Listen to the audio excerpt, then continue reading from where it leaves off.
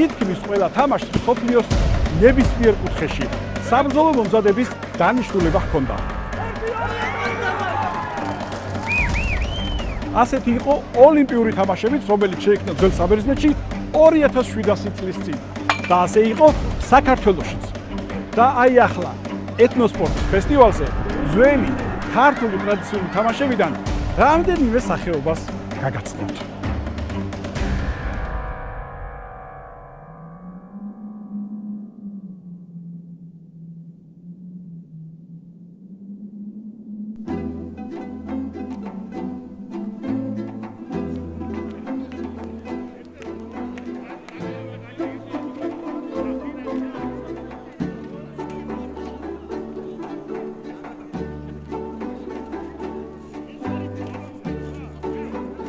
ეს მაღალი ძელი ჩემს უკან ტყუილად არ დგას. ეს არის მაყე.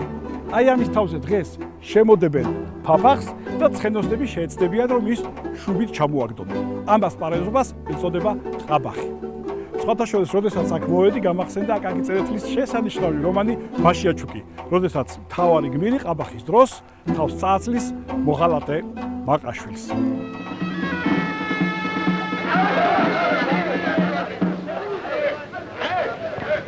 გალობა ნუ მოუშალოს ალახმა ბატონ მაყაშვილს.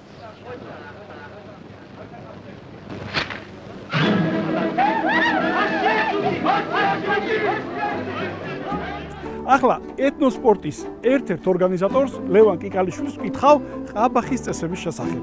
ლევან, თუ შეიძლება მითხარით, რა წესებინა დაიცვან მოასპარეზეებმა აი ამ თამაშის დროს? რთული წესები ნამდვილად არ არის, თომა.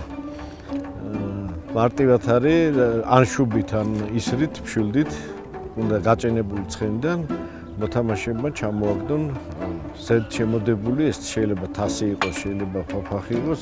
სიმაღლეს თუ აქვს მნიშვნელობა? კი, აქვს. იმიტომ რომ ეს თამაში ვარჯიში იყო სამხედრო დანიშნულების, რომ ციხეზე, ვთქვათ, ციხის გალავანზე შემდგარი მტვერისთვის მიზანში კარგად ესრულათ ცხენოსთან თავდასხმელებს, მეომრებს. ახლა არის ზოლი მაყემდე დაახლოებით 7 მეტრი. ასეთი უნდა ყოფილიყო 7 მეტრი? არა, ცოტა მეტი, მაგრამ ამ შემთხვევაში, იმიტომ ახალი დაწყებული გვაქვს იქ სახეობის აღდგენა, ასე ვთქვათ, საქართველოში და ამიტომ ვფიქრობ, ჯერ სანამ შეეჩვევიან მონაწილეები, ცოტა მანძილი ნაკლები გვაქვს. მაგრამ სიმაღლესაც ალბათ ატყობთ, რომ ნაკლებია, ასე რომ სადღაც 5 მეტრი არის, მეტი არ არის. ასე რომ დღეს თავს არავის წავაცლით და დაველოდოთ ყაბახში გამარჯვებას.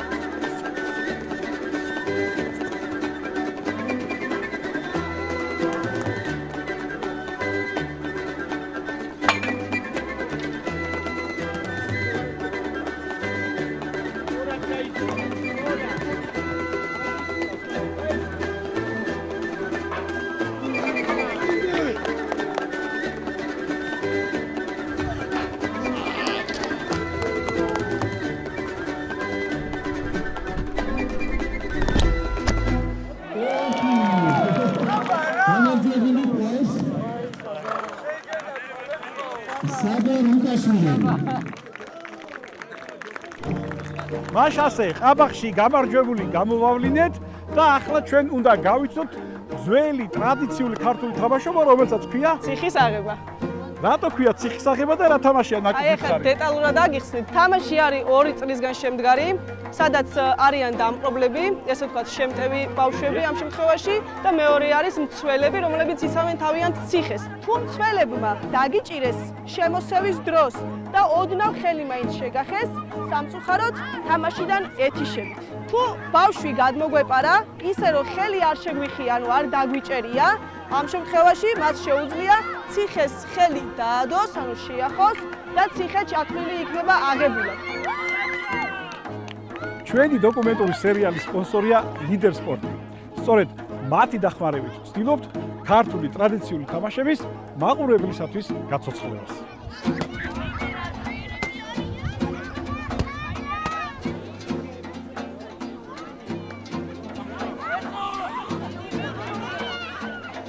ცოტა მაღლა. წითელი კონუსი რო დგას, იმას დაუმისნე.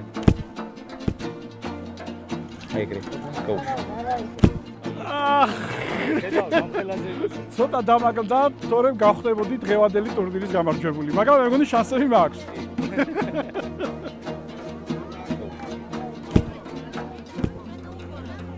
ყველაზე აზარტული თამაში, რაც აქ ვნახე, ეს არის ზეზელამ კლავჭიდი და ირაკლი მინდა გკითხო, რა წესები აქვს ამ ასპარეზობას. და თან მეც ვემზადები, ბატონო მეც მომზადებაში ვარ და თან მომზადებასთან ერთად შევეცდები აუხსნა. წესი იყო მარტივი. ადამიანები ვცდილობთ, რომ მოწინააღმდეგე გადავიყვანოთ იმ ადგილიდან, სადაც დგას. ამ თამაშის მიზანი რა იყო? ისევე როგორც ყველა ქართულ თამაშს, აქვს ერთი საფუძველი. ყველა მოდის საბრძოლო ხელოვნებიდან. ჩვენმა წინაპრებმა გადაწყვიტეს, რომ ბავშვებს სჭირდებოდა განვითარება სხვადასხვა უნარების და შექმნეს რაღაც თამაშები. ერთ-ერთი არის ეს, რომელიც არის წონასწორობისთვის, მოქნილობისთვის, ძალის განვითარებისთვის. დანარჩენი შევერკინოთ და ვნახოთ დომ. აბა, შევერკინეთ.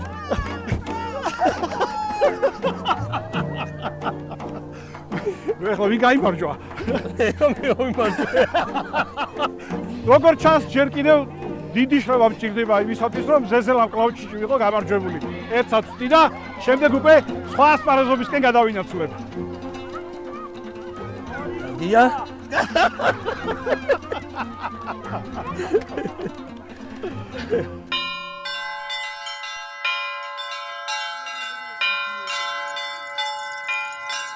ეს გახლავთ სულის დოღი. ტრადიციულად თაში იმართებოდა ხოლმე ყაიყმის სულის დოღი, ანუ მისი გასახსენებელი.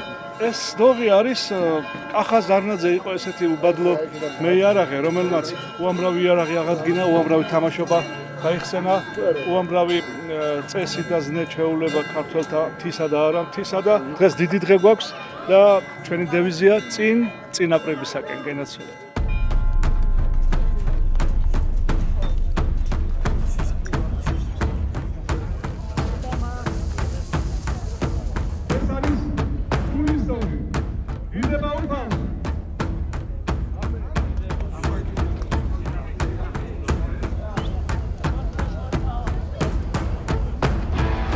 და აი, ჩვენი ფილმის მთავარი მოვლენა, სულის დოღი. ნახოთ ახლა, ვინ გაიმარჯვებს დღევანდელ ასპარეზობაში. ძალიან დაძაბულები არიან ჩვენი მხედრები და ცოტა განერვიულებულებიც.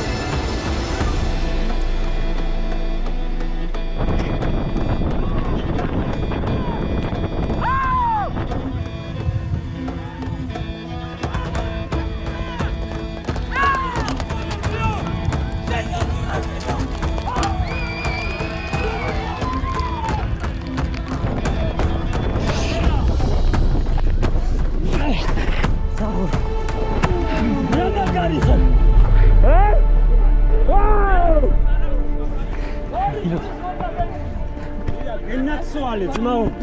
გენაცვალე.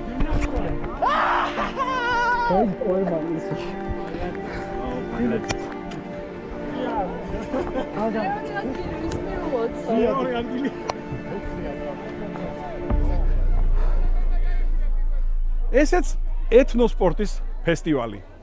გაცოცხლებული წარსული. ისე რამდენჯერ გვიფიქრია, რა საჭიროა წარსულის ცოდნა. არადა სწორედ ისტორია გვეხმარება, გავიაზროთ თანამედროვეობა და სწორად დავგეგმოთ მომავალი.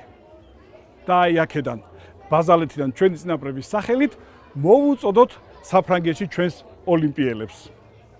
აბა თქვენიცით. მესამე ადგილზე გასულ ხედავს ოდიტაში ჩერეკებოდ ფურმანეთაში ფორცატის.